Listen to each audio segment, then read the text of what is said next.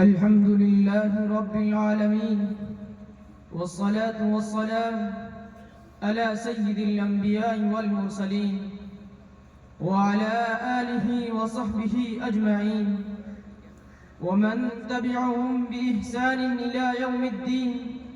أما بعد، فقد قال الله تبارك وتعالى في كلامه الكريم: أعوذ بالله من الشيطان الرجيم، بسم الله الرحمن الرحيم.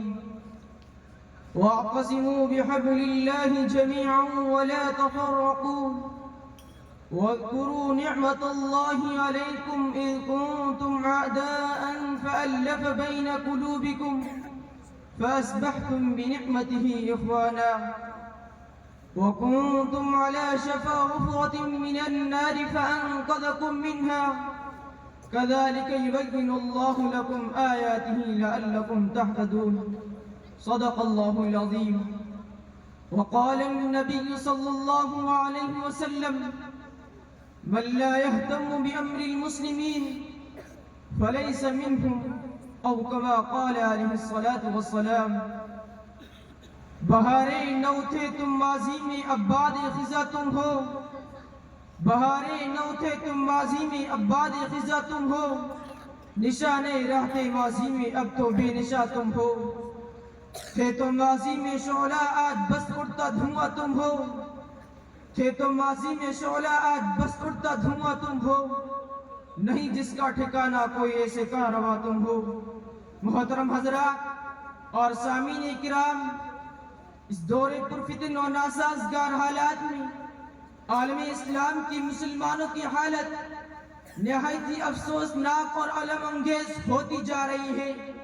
ہر طرف سے اہل اسلام پر یلغار ہو رہی ہے. کہیں مسلمانوں کو ملک بدر کرنے کی پلاننگ ہو رہی ہے، تو کہیں ہماری اقدار و روایات اور تاریخی عقائد کو مخدوش کرنے کے لیے ناپاک کوششیں کی جا رہی ہے. فرقہ پرست طاقتیں مسلمانوں کو غلامی و محکومی کی ذلت آمیز آہنی جنجیروں میں جھگڑنے کے لیے کوشاں ہے اور مسلمان زندگی کے ہر شعبے میں تنزل و انحطاط کا شکار ہے. لیکن سوال یہ ہے کہ ایسا کیوں ہوا؟ مسلمانوں پر اتنے برے دن کیوں آئے اور چمنستان اسلام پر خزاں کیوں کرائی؟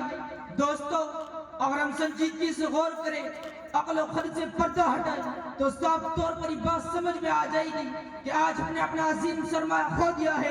مسلمان اپنی گرہ قدر پوچھی سے ہاتھ دھو بیٹھے ہیں اور عصر حاضر میں مسلم معاشرے سے اتحاد اتفاق کی دولت لڑ گئی ہے. حالانکہ ہمیں اچھی طرح معلوم ہے کہ اتحاد ایک عظیم دولت ہے.